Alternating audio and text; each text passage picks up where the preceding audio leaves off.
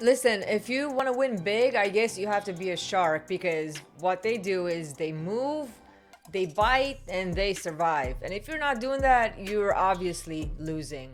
So it used to be that one would go to LinkedIn to maybe exchange some professional experience with others or network professionally or find work. But the platform seems to have devolved into just like a weird amalgamation of people just vomiting out whatever thought they have in their head and trying really, really hard to give it some sort of like business persona, even though it has nothing to do with business. So I found some gems today on Reddit, a Reddit page called LinkedIn Lunatics. So we'll jump right in and see what we have in store. All right, first up we have this gem. One of the most life-changing lessons I ever got from a mentor was this: if you want to win big, you have to be a shark. Sharks don't freeze when they see blood in the water. They move, they bite, they survive. That doesn't mean being cruel, it means being shrewd. Okay, but sharks are neither of those things. They're just freaking sharks. Like, they swim because they have to, otherwise they would die. You know, like, well, what does that have to do with being cruel? They're not cruel and they're not shrewd either because they are just creatures that are swimming around trying to freaking eat and reproduce and survive. And that's about it. Counting every penny, having uncomfortable conversations, telling the truth when everyone else sugarcoats it. How do we get from sharks to having uncomfortable conversations and counting pennies? I don't know that I've ever seen a freaking shark count pennies. What are we even talking about here? Business is the most competitive sport there is. No off season, no clock outs. If you're not swimming, you're sinking. I don't know about you guys, but I've never had a mentor tell me I have to be any sort of animal, shark or otherwise. And I mean, if the philosophy they teach you as a mentor is that, you know, there's no off season, you don't rest, you don't clock out. If you're not swimming, you're sinking. I don't know. I don't know if I want to keep that person as a mentor. When HR asks you if you would like to have coffee or water in their interview, say yes. I often have candidates rejecting my coffee or water offers. I sometimes meet another type of candidate who never takes off their jacket or bag and keeps them on during the interview. It makes me feel that they do not want to be there and are ready to run away anytime. Maybe it sounds crazy, but this is how it feels, regardless of whether you are in HR or not. Okay, but maybe the candidate is not thirsty. Maybe they don't drink coffee. Maybe they've had enough water on their way to the interview. Maybe they don't want to go to the bathroom 1,000 times during the interview if they accept your water. Or maybe you just have shitty water. You can't just pass judgment on a candidate because they turned down a beverage. That's just absurd.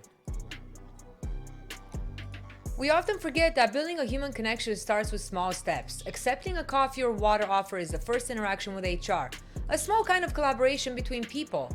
When you put your jacket or bag on another seat, you show that you are fully there and focused on the interview. Actually, the first interaction with HR already happened when the interview was scheduled over the phone or via email. So there's already been an interaction there. That's wrong. And, you know, again, going back to the freaking jacket or bag, you know, if you put it on another seat, then, you know, you show that you want to be there. Maybe it's freaking cold. Offices are usually blasting the AC and people sometimes get cold, and it can be that freaking simple.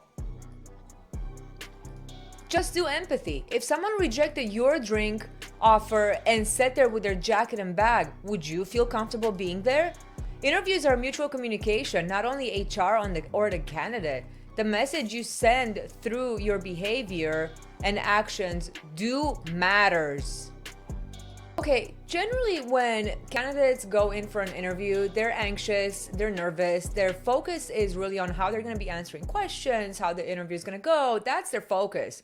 Their focus is not on practicing empathy and trying to understand how an HR person feels about their declining water or coffee. Honestly, like, this is just so absurd to even talk about.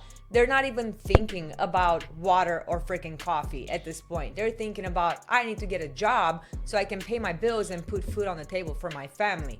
So yeah, interviews are mutual communication. Absolutely. It's a dialogue between two different parties, but the focus should really not be on coffee or water. I've learned something important from the elementary school car line. Every morning we pull up to drop our kids off, and every morning the same teachers and staff are out there, rain or shine. They open car doors, they wave to parents, they help kids cross puddles so their shoes stay dry. They even hand out dog treats to cars with dogs. This morning in the pouring rain, they still seem to be happy to be there. Yeah, newsflash, teachers have to go to work regardless of the weather. If it's raining or snowing or sunny, it doesn't matter. They have to go do the work, okay? And it's part of their job to make sure that the kids get safely into the freaking building and they can start classes. This is just complete delusion that they're out there happily standing in, 10-degree weather while it's pouring outside. It's probably not in their job descriptions, but it's absolutely in their culture. It's a great reminder that when we choose how we show up to work, to our teams, to our day. Culture isn't built on big announcements, it's shaped by what we do, even in the simple things. Who or what inspires your attitude and actions for the day? Share below. No, it's probably not in their job description, but they do have to keep their job, so they're gonna have to do whatever they're gonna have to do to get those kids inside the school, regardless of the elements, rain, sunshine, whatever that may be, while you're comfortably sitting in your car looking at the minions around you and getting so much inspiration. So I really don't see how this has anything to do with how you show up for your teams and for your work. These people are just simply doing their jobs. You're kind of stretching it here. A school bus hit a men's parked car and drove off. What happened next restored my faith in the next generation. A 6th grader on that bus, let's call her what she is, a leader, saw it all. She couldn't make the driver stop, but she could do something about it. She wrote down the bus number, 449, left a handwritten note on the windshield, and explained exactly what happened. She even drew a little picture of the bus. Sorry, she wrote. Simple, honest, accountable. That one word carried more integrity than some people show in their entire careers. Okay, I don't know about this one. I don't know that this happened. Seriously, a school bus hits a car and they don't report it, they don't stop, they're city employees. They have to go report this or they will lose their freaking job. Okay, and what, the little girl, she's just snitching out the school bus driver instead of going to the school bus driver and saying, hey, what happened? Was there an accident? Like, kids are curious. They're gonna ask a bunch of freaking questions. What are you even talking about? I really don't think this happened, honestly. I just don't see this happening with a 6th grader. You're just making shit up at this point so that you can get attention. We spend millions on leadership training, corporate values, and ethics seminars, but real integrity isn't taught, it's chosen when no one's looking, and silence would be the answer. Integrity is 100% taught. It's taught by a solid family structure that exhibits behaviors that outline integrity, and that's how kids learn from the people around them. So it's usually in the family. That's where it starts, and you usually learn that kind of stuff by the time you're 7 years old. So I don't know what you're talking about here, my bro. This student had nothing to gain. She wasn't responsible for the damage, but she did the right thing anyway. That's leadership. The next time I face a moment where it will be easier to stay quiet, I'll think of that 6th grader. She's already setting the standard. If a note from a 6-year-old is teaching you integrity and leadership as a grown-ass person, I think you have some introspection to do.